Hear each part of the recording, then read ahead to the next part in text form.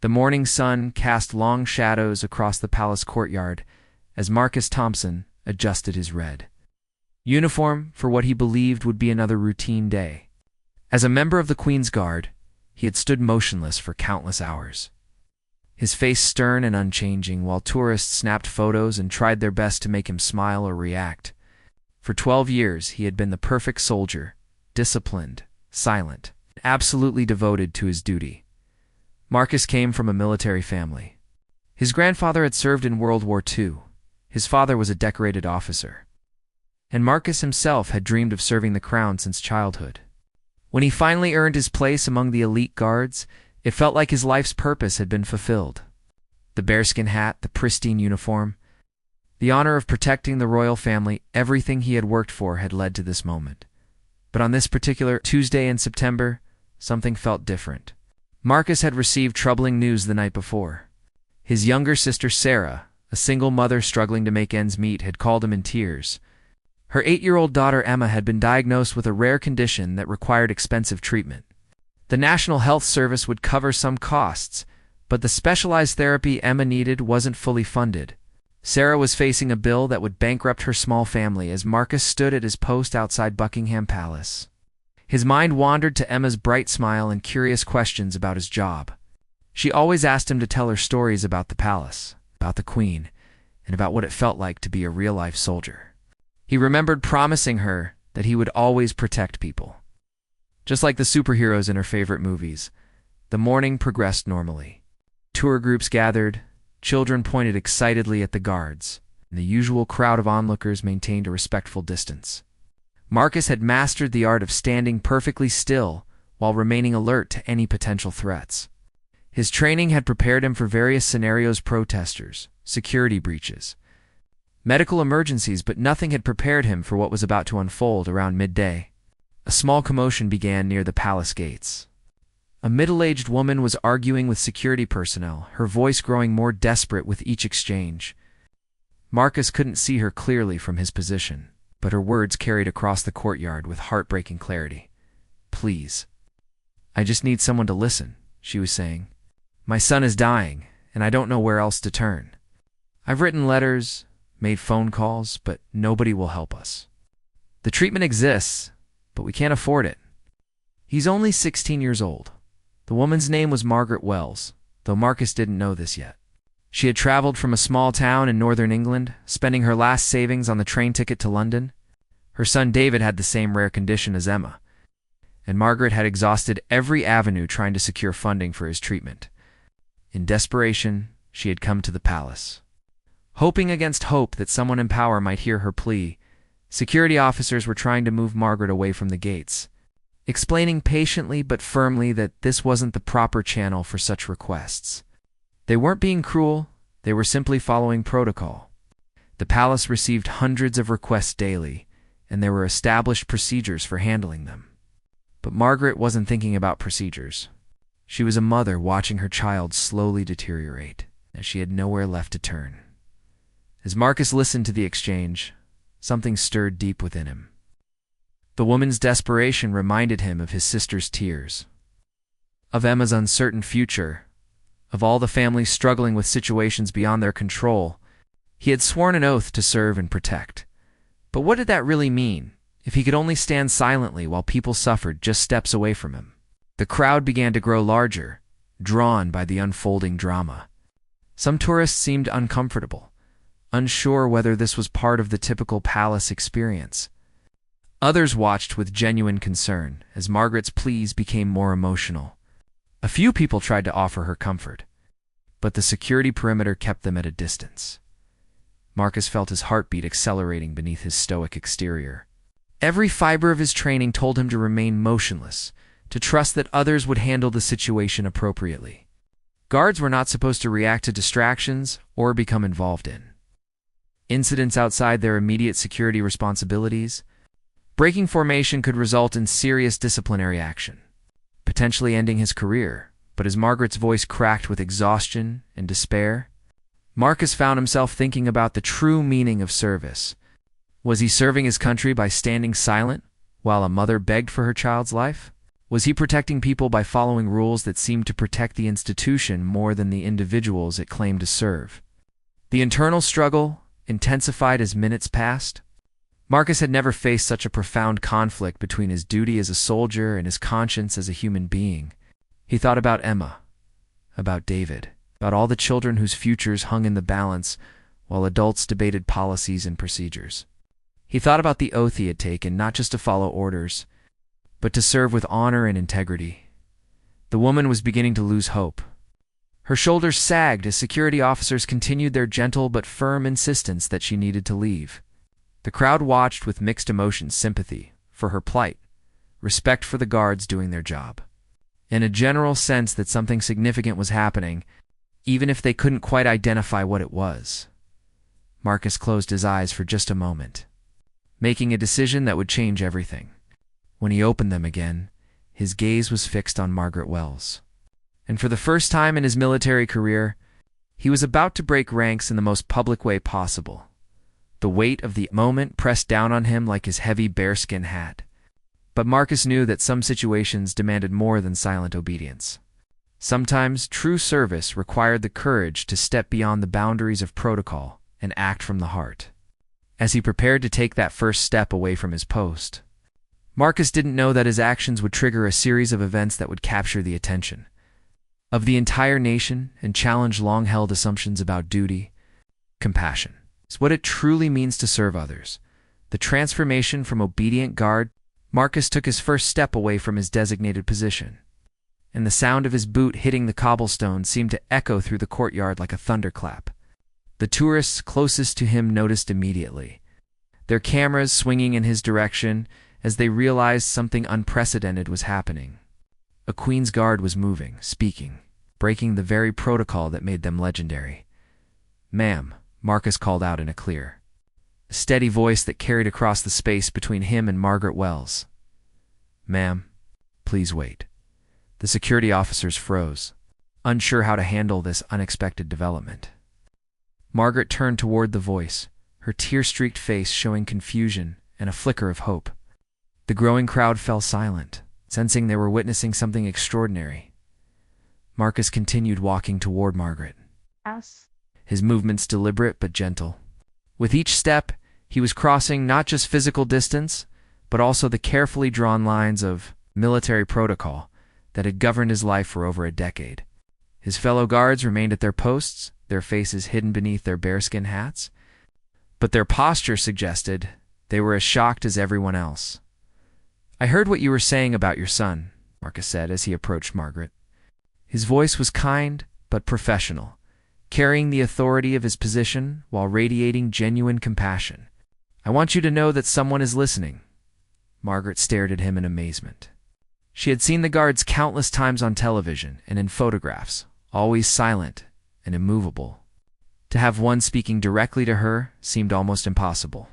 You can talk?" She stammered, immediately feeling foolish for the question.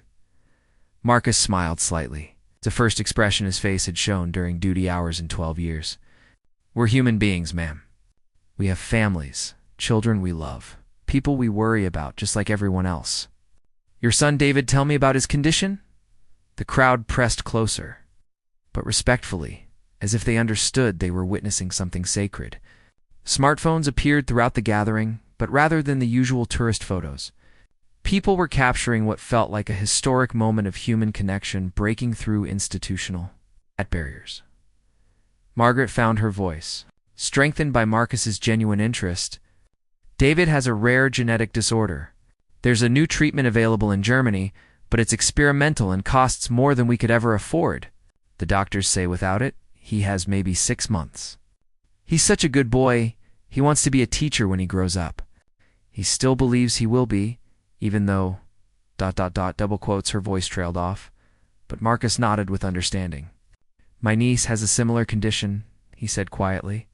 "I understand what your family's going through." The security officers exchanged uncertain glances. This situation had moved far beyond their standard protocols. One of them spoke into his radio, undoubtedly reporting the unprecedented breach of guard behavior to his superiors. But Marcus seemed unaware of, or unconcerned about, the administrative storm brewing around him, "Ma'am, The palace receives thousands of requests for help every month, Marcus explained, his tone remaining patient and informative. There are proper channels, departments that handle these situations, but I know it can feel like shouting into a void when you're desperate and time is running out. Margaret nodded vigorously. I've tried everything. Letters, phone calls, meetings with my member of parliament. Everyone is very polite, very understanding, but nothing changes. Nothing happens. Meanwhile, David gets weaker every day. Marcus reached into his uniform pocket and pulled out a small notebook and pen items that guards carried for official purposes but rarely used. I want you to write down your contact information, David's doctor's details, and specifics about the treatment he needs. I can't promise miracles, but I can promise that your story will reach people who might be able to help. As Margaret wrote with shaking hands. The crowd around them continued to grow. Word was spreading through London that something extraordinary was happening at Buckingham Palace. Social media posts with photos and videos were beginning to appear, tagged with phrases like guard breaks, silence, and human moment at the palace. Marcus noticed the cameras but remained focused on Margaret. His training had included media awareness, and he understood that his actions were likely being documented. But in this moment, the potential consequences to his career seemed less important than the immediate need to help a desperate mother. There's something else, Marcus said as Margaret finished writing. Public attention can sometimes accomplish what private requests cannot. You've come here today, you've spoken your truth in front of witnesses, and people are paying attention. Sometimes that's exactly what's needed to break through bureaucratic inaction. A reporter from a local news station had arrived, having heard about the unusual scene through social media alert. The reporter's eyes widened as she realized she was witnessing not just a human interest story, but a potential career-ending act of defiance by a member of the Queen's Guard. She signaled to her cameraman, who had been quietly filming from a respectful distance. Margaret looked between Marcus and the reporter, suddenly understanding that her private desperation was about to become very public. I don't know if I should be on television, she said uncertainly. That's entirely your choice, ma'am, Marcus replied gently. But sometimes the only way to be heard is to speak loud enough that ignoring becomes impossible. The security officers were growing more agitated as the SI situation escalated beyond their control. One of them approached Marcus cautiously. Guard Thompson, you need to return to your post immediately. This is highly irregular. You're creating a security concern. Marcus turned to face his colleague, his expression serious but calm. With respect, Sergeant, what's irregular is standing silent while people suffer when we have the power to help. I understand the consequences of my actions. The crowd murmured with appreciation and tension. They were witnessing not just a guard-breaking protocol, but a man choosing conscience over career in real time. The symbolic power of the moment wasn't lost on anyone present here, was someone whose job was literally to be a living statue. Becoming fully human before their eyes, Margaret made her decision. If speaking publicly might help David, then I'll do it, she said, turning to face the news camera. My son David is 16 years old, and he's dying. There's a treatment that could save him, but our government won't fund it because it's experimental. I've spent our savings, borrowed from family, sold everything I could. I came here because I didn't know where else to turn. As Margaret spoke, Marcus stood beside her, his presence lending authority and legitimacy to her words. His uniform, his bearing, his very identity as a Queen's Guard transformed. Her plea from the desperate ravings of another struggling citizen into something that demanded serious attention. The treatment costs £200,000, Margaret continued, her voice growing stronger with each word. That might as well be $2 million for a family like ours. But it's available right now in Germany. Other countries fund it. Other families get to keep their children. Why not us? Why not David? The reporter conducted a brief interview, asking Margaret about David's condition, the treatments they'd tried, and the bureaucratic obstacles they'd encountered. Throughout the conversation, Marcus remained beside her, his symbolic support lending weight to every word she spoke. When the interview concluded, Marcus turned to address the gathered crowd directly. Ladies and gentlemen, you've witnessed something important today. You've seen what happens when institutions fail individuals, and what it looks like when someone refuses to accept that failure as inevitable. He paused, looking around at the faces, watching him intently. I've served as a Queen's Guard for 12 years. I've stood silent through protests, celebrations, and countless moments when speaking out might have felt appropriate. But some situations demand more than silent service. They demand that we remember why we serve in the first place. The crowd began to applaud, slowly at first, then building to sustained appreciation. Marcus raised his hand to quiet them, not out of discomfort but out of respect for the solemnity of the moment.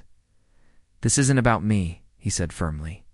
"This is about David Wells, and about my niece Emma, and about every family facing impossible choices, because systems designed to help them have become too complex, too slow, or too indifferent to actually provide that help when it's needed most." By this time, senior palace officials had arrived on the scene. Marcus could see them conferring with security personnel, undoubtedly planning how to handle this unprecedented breach of protocol. He knew his time was limited, that soon he would be escorted away to face disciplinary action that could end his career. But as he looked at Margaret Wells, whose face showed hope for the first time in months, and at the crowd of people who had been moved by witnessing genuine, human compassion breaking through institutional constraints, Marcus felt a sense of purpose that went deeper than any military oath he had ever taken. The consequences of his actions were about to unfold in ways he couldn't have imagined, but the seed had been planted. Margaret's story was now public, documented, and backed by the moral authority of someone who had sacrificed his own, positioned to amplify her voice. As palace officials approached to escort him inside, Marcus gave Margaret's shoulder a gentle, reassuring squeeze. "Remember," he told her quietly, "you're not alone in this anymore." Within 30 minutes of Marcus being escorted inside the palace, the video of his extraordinary act had been viewed over 50,000 times on social media. The footage showed everything the moment he stepped away from his post. His gentle conversation with Margaret Wells and his defiant speech to the crowd. British citizens couldn't stop sharing it, adding their own comments about courage, humanity, and what real service looked like. Marcus found himself in a windowless room deep within Buckingham Palace, facing 3 senior officers whose expressions ranged from disappointment to barely contained fury. Colonel Harrison, the head of palace security, sat across from him with Marcus's service record spread across the table like evidence in a court. "Marshal, 12 years of exemplary service," Colonel Harrison said, his voice tight with controlled anger. 12 years without a single infraction, and then this. "Do you have any idea what you've done, Thompson? Do you understand the precedent you've set?" Marcus sat at attention, his hands folded calmly in his lap. He had removed his bearskin hat, and for the first time in hours, his face was fully visible. There was no regret in his expression, only quiet determination. "Yes, sir. I helped a mother whose child is dying. I used my position to give voice to someone who had been ignored by the system." "You broke ranks during active duty," snapped Major Williams, a man whose own military career had been built on rigid adherence to protocol. "You created a security breach, engaged with unauthorized personnel, and spoke to the media without clearance. Any one of those infractions would be grounds for dismissal." "And yet," Marcus replied calmly, "a 16-year-old boy might live because of what happened today. Ma'am Wells's story is now public. People are paying attention. Sometimes breaking the rules is the only way to fix what's broken." Colonel Harrison leaned forward, his frustration evident. "You think you're some kind of hero? You think your personal feelings justify abandoning your duty?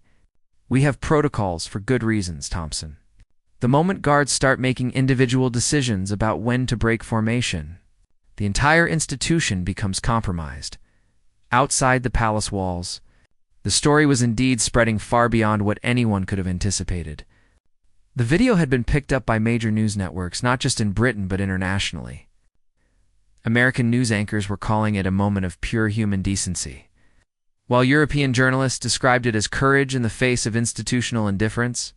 Margaret Wells, meanwhile, had returned to her small hotel room in London, her phone ringing constantly with calls from reporters, charity organizations, and complete strangers, offering support.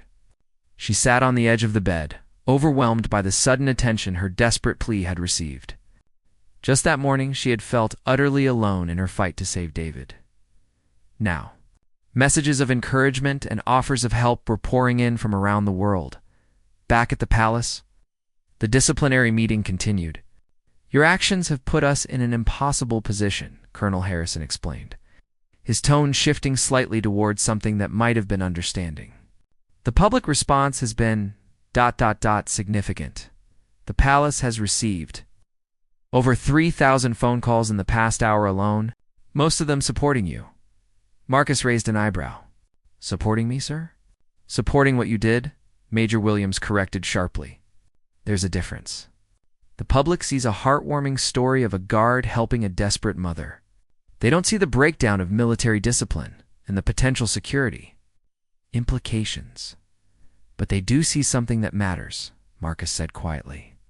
"They see what happens when institutions care more about following rules than helping people. They see the difference between blind obedience and moral courage." The third officer present, Lieutenant Colonel Sarah Mitchell, had been silent throughout most of the conversation. She was younger than her colleagues, with a reputation for being both tough and fair. Finally, she spoke. "Thompson, I have to ask, was this planned? Did you know Margaret Wells before today? Was this some kind of publicity stunt?" Marcus looked directly at her. "No, ma'am. I had never seen Mrs. Wells before today. I acted purely on instinct and conscience. My niece Emma has the same condition as her son David. When I heard Mrs. Wells pleading for help, I couldn't stand by and do nothing." "Your niece?" Lieutenant Colonel Mitchell's expression softened slightly. "You didn't mention this in your initial statement. It's personal, ma'am, but it's relevant. I know what these families go through. I've watched my sister cry herself to sleep, wondering if she'd be able to afford the treatment that might save her daughter's life. When I heard Mrs. Wells saying the same words my sister has said, I couldn't pretend it wasn't happening." Colonel Harrison shuffled through the papers on his desk. "The media attention is ... unprecedented. The Prime Minister's office has called. The Palace Press Secretary is fielding inquiries from international media. Your actions have created a diplomatic and public relations situation that extends far beyond a simple breach of protocol. I understand that, sir. I'm prepared to face the consequences. Are you?" Major Williams leaned forward aggressively. "Because the consequences could include court-martial, dismissal from service, loss of pension, and a criminal record. You've thrown away a distinguished career for what a moment of emotional weakness." Marcus remained calm. "With respect, sir, I don't see standing up for what's right as weakness. I see ignoring suffering when you have the power to help as weakness." Lieutenant Colonel Mitchell studied Marcus carefully. "You realize that dozens of other guards were on duty today? They all heard Mrs. Wells. They all witnessed her distress. Yet none of them broke protocol. What makes you different?" Marcus considered the question seriously. "Maybe nothing, ma'am. Maybe I just reached my breaking point first. Or maybe I realized that some situations are more important than maintaining the status quo. I've thought about this extensively since it happened, and I would make the same choice again." As the disciplinary hearing continued inside the palace, the outside world was responding with unprecedented enthusiasm to Marcus's story. A crowdfunding page created by a stranger had already raised over £20,000 for David Wells's treatment. Celebrities were sharing the video with messages of support. Politicians were being... By the next morning, the crowdfunding page for David Wells had raised over £100,000. With donations pouring in from 43 countries, the story had reached far beyond Britain's borders. With news outlets in America, Canada, Australia, and across Europe covering what they called the guard who chose heart over duty. Social media was flooded with messages of support, personal stories of similar struggles, and calls for systemic change in how medical funding decisions were made. Marcus woke up in his small military quarters. Having spent a sleepless night thinking about the events of the previous day, his phone had been confiscated during the disciplinary hearing. But his roommate quietly informed him that his sister Sarah had been trying to reach him. Emma's condition had taken a turn for the worse overnight, and Sarah was beside herself with worry about both her daughter's health and her brother's career. The disciplinary hearing was scheduled to resume at 9 o'clock, but the palace was already buzzing with unusual activity. Press vans lined the street outside, reporters broadcast live updates, and hundreds of supporters had gathered with signs reading, "Support Guard Thompson and Courage Over." Protocol. The public demonstration was peaceful, but unmistakably powerful ordinary citizens taking time from their daily lives to support a man they had never met but whose actions had deeply moved them. Inside the palace, senior officials were grappling with a situation unlike anything in the institution's modern history. The phone hadn't stopped ringing with calls from government ministers, foreign diplomats, charity organizations, and concerned citizens. The Queen's private secretary had received a formal request from the German government offering to facilitate David Wells's treatment at no cost. Citing the extraordinary circumstances that brought this case to international attention, Colonel Harrison entered the hearing room looking haggard, clearly having spent most of the night in emergency meetings with palace officials, government representatives, and legal advisors. Lieutenant Colonel Mitchell and Major Williams flanked him, their expressions revealing the complexity of the situation they now faced. "Thompson," Colonel Harrison began, his voice carrying a weight that hadn't been there the day before. "Your actions have created consequences none of us could have anticipated. The public response has been ... overwhelming." Marcus nodded calmly. "I understand, sir. But I hope the focus remains on Mrs. Wells and her son, not on me." "That's admirable," Lieutenant Colonel Mitchell interjected, "but it's not realistic. You've become a symbol, whether you intended to or not. The question now is how we move forward in a way that serves everyone's interests." Major Williams, still visibly angry about the breach of protocol, leaned forward. "The rules exist for good reasons, Thompson. Military discipline isn't a suggestion, it's the foundation of everything we do. If we excuse this behavior, what message does that send to every other guard who might decide their personal feelings override their duty?" "With respect, sir," Marcus replied, "perhaps the message should be that we're human beings first and soldiers second. That our duty to serve includes serving those who need help, not just following orders blindly." Colonel Harrison raised his hand to prevent the conversation from escalating. "The situation has evolved beyond simple disciplinary action. The Prime Minister's office has been in contact. There are political implications, diplomatic considerations, and public relations factors we must account for." He paused, consulting a folder of documents that had clearly grown significantly overnight. "The German medical team that developed the treatment for David's condition has offered to treat him free of charge, citing the international attention his case has received. 3 British pharmaceutical companies have volunteered to fund similar treatments for other children with the same condition. The NHS has announced a review of its policies regarding experimental treatments for rare pediatric diseases." Marcus felt a surge of emotion he tried to keep hidden. "David will receive treatment." "It appears so." Margaret Wells received confirmation this morning. "The boy will be flown to Berlin next week for the procedure." Colonel Harrison's expression was unreadable. "Your breach of protocol has achieved more in 24 hours than months of official channels accomplished." "Lieutenant Colonel?" Mitchell leaned back in her chair, studying Marcus carefully. "The question is whether the ends justify the means. You broke fundamental rules of military discipline. You abandoned your post. You engaged in unauthorized political activity. Under normal circumstances, you would face immediate dismissal and possible criminal charges. But these aren't normal circumstances," Colonel Harrison continued. "The public support has been extraordinary. Over 10,000 people have signed a petition calling for your reinstatement. Members of Parliament are asking questions. International media are painting this as a story about British values of compassion and individual courage." Marcus remained silent, sensing that the officers were working toward a decision that would satisfy multiple competing interests. More importantly, Lieutenant Colonel Mitchell added, "Your actions have led to tangible improvements in policy and procedure." The NHS review I mentioned isn't just political theater, It's a genuine examination of how we handle cases like David's in the future. The pharmaceutical company's commitments aren't just one-time gestures there, establishing ongoing programs. Major Williams, despite his obvious disagreement with the direction of the conversation, acknowledged the reality they faced. The institution must be protected, but so must its reputation.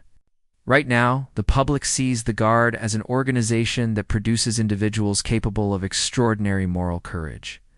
That's valuable, even if the methods were questionable. Colonel Harrison stood and walked to the window, where he could see the crowd of supporters gathered outside.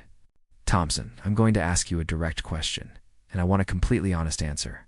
If faced with the same situation tomorrow, would you make the same choice? Marcus didn't hesitate. Yes, sir. I would, even knowing it could end your career. Sir, what's the point of having a career if it requires ignoring human suffering when you have the power to help? The room fell silent for a long moment. Finally, Colonel Harrison returned to his seat. 3 weeks later, Marcus sat in a conference room at the Ministry of Health, surrounded by doctors, policymakers, and patient advocates who had been brought together by what the media was now calling the Thompson Effect. The protocol review committee he had been assigned to had evolved into something much larger, a comprehensive examination of how Britain handled rare disease cases and medical funding. DECISIONS Dr. Elizabeth Hartley, the Manchester physician who had first reached out to Margaret Wells, was presenting her findings to the assembled group. Since the David Wells case gained international attention, we've identified 47 children in the UK with similar conditions who were previously denied funding for experimental treatments, thanks to the pharmaceutical partnerships that emerged from this case. 31 of them are now receiving care. Marcus listened intently, still amazed at how his single moment of stepping out of line had created such far-reaching changes.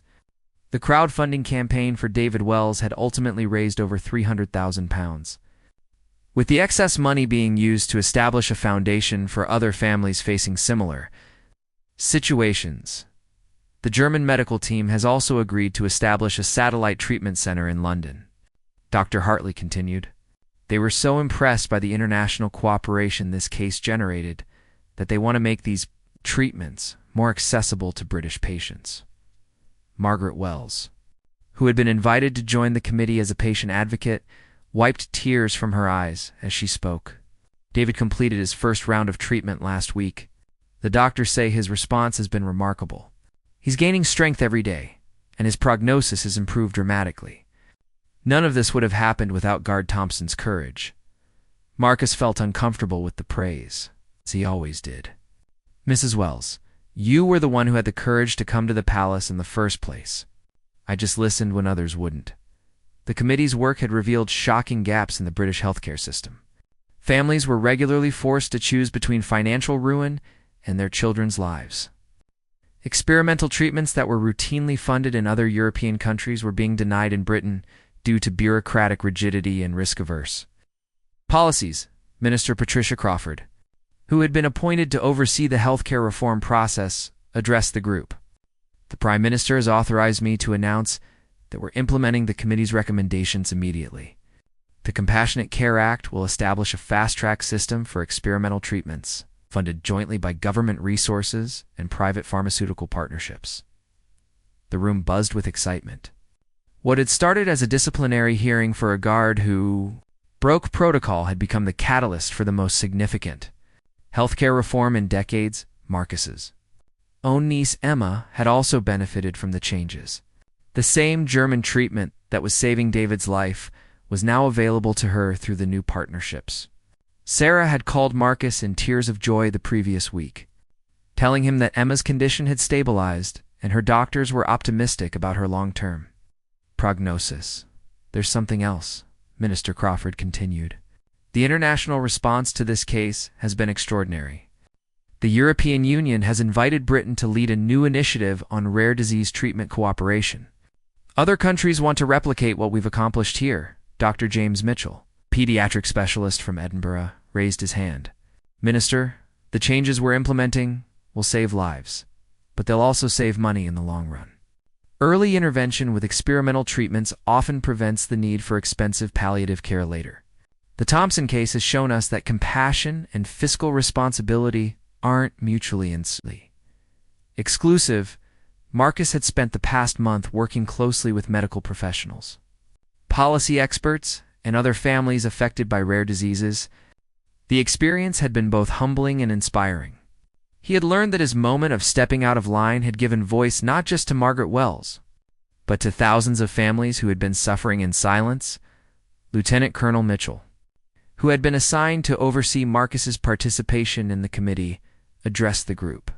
From a military perspective, this case has taught us valuable lessons about leadership and moral courage. We're incorporating these lessons into our training programs. Future guards will receive education not just on protocol and security, but on recognizing when humanitarian concerns require flexible thinking. The changes at the palace had been equally remarkable. The Queen herself had privately commended Marcus's actions, though this was never made public. The Guard Protocol Manual was being rewritten to include provisions for humanitarian exceptions, and guards were being trained to identify and appropriately respond to genuine emergencies and desperate pleas for help.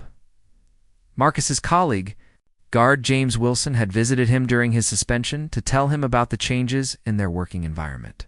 "The atmosphere is completely different now," James had said.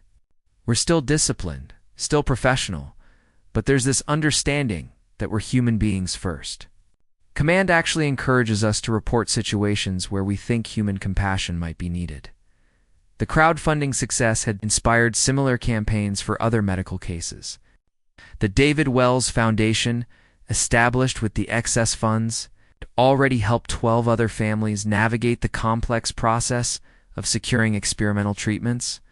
Margaret Wells had become a full-time advocate, working with the foundation to ensure no other parent would feel as hopeless as she had felt that day at the palace gates. "The media attention has been crucial to our success," noted Dr. Sarah Chen, the reporter who had first interviewed Marcus and Margaret.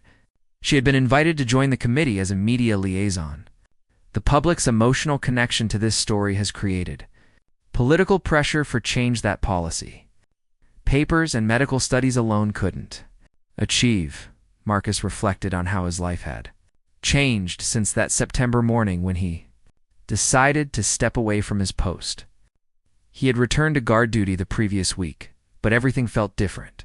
Tourists still took photos and tried to make him smile, but now he occasionally received letters from families thanking him for showing. 1 year later, Marcus Thompson stood at his familiar post outside Buckingham Palace, but the world around him had transformed in ways both subtle and profound. The morning sun cast the same long shadows across the courtyard. Tourists still gathered to take photographs, and children still pointed excitedly at the guards in their distinctive red uniforms and bearskin hats. But something fundamental had changed in the year since he had stepped out of line to help a desperate mother. The most visible change was a small plaque installed near the palace gates. Reading in recognition of the courage to serve with compassion, it didn't mention Marcus by name, but everyone who worked at the palace understood its significance. The plaque marked not just one guard's moment of moral courage, but the institution's commitment to remembering that true service sometimes required looking beyond protocol to see human need. Margaret Wells had become something of a celebrity in the world of patient advocacy. Though she wore her fame reluctantly, she divided her time between running the David Wells Foundation and speaking at medical conferences around the world about the importance of patient voices in healthcare policy. David himself was thriving. His treatment had been completely successful, and he was now in his final year of secondary school, still determined to become a teacher.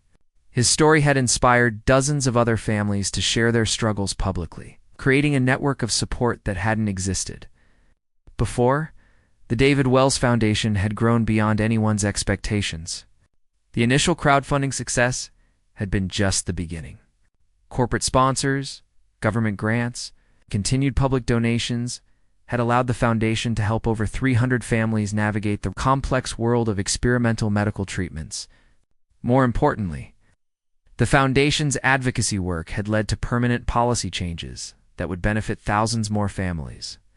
In the years to come, Emma Thompson, Marcus's niece, was also thriving.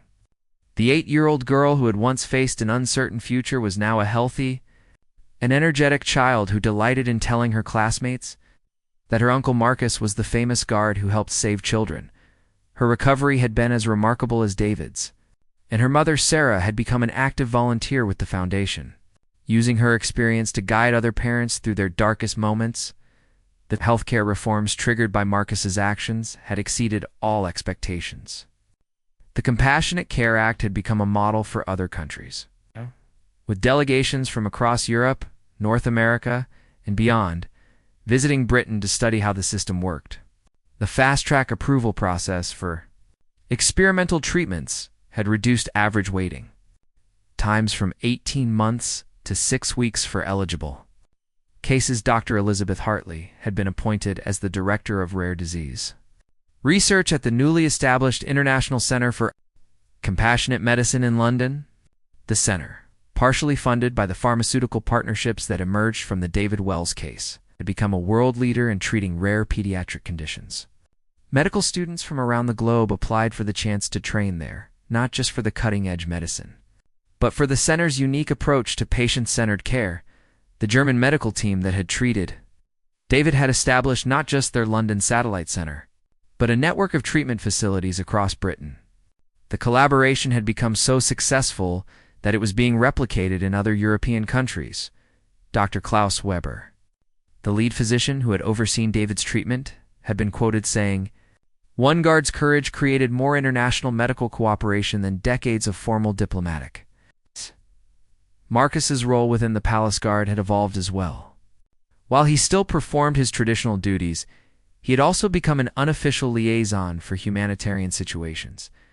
A new protocol had been established when guards encountered genuine emergency situations or desperate pleas for help.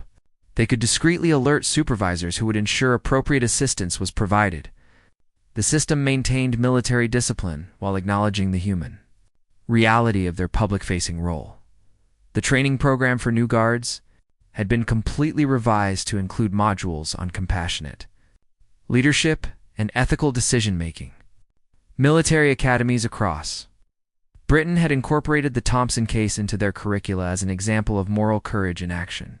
Young officers were taught not just to follow orders, but to understand the principles behind those orders and recognize when exceptional circumstances might require exceptional responses. Lieutenant Colonel Mitchell, who had been promoted to colonel following her successful management of the palace reforms, had become a sought-after speaker on leadership and institutional change. She often told audiences, "Marcus Thompson taught us that true strength comes not from rigid adherence to rules, but from the wisdom to know when human compassion must guide our actions." The national impact had been perhaps the most surprising aspect of the entire story. The European Union's Rare Disease Initiative, led by Britain, had resulted in shared treatment protocols, joint research funding, and coordinated care systems across member nations. Children diagnosed with rare conditions in any EU country now had access to the best available treatments regardless of where those treatments had been developed. Marcus himself remained remarkably humble about his role in these changes. When reporters occasionally approached him for anniversary interviews, he consistently redirected attention to the families who had been helped and the medical professionals who had made the real breakthroughs possible. "I just listened when someone needed help," he would say. The real heroes are the doctors saving lives and the families who refuse to give up hope.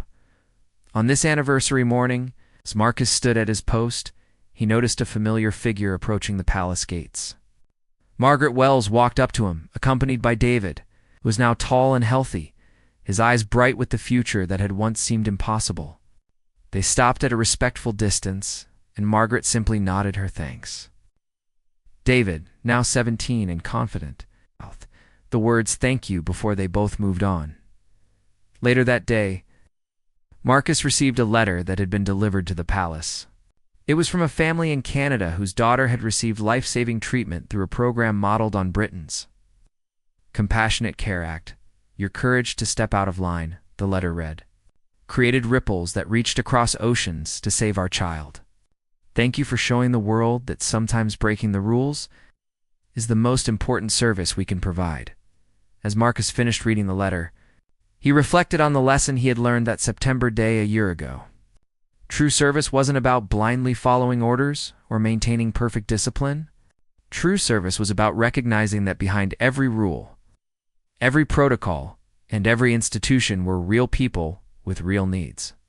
Sometimes serving those people required the courage to step beyond the comfort of routine and risk everything for what was right. The guard who had once stood motionless for 12 years had discovered that the most important movement he could make was a single step away from his post toward a mother who needed help.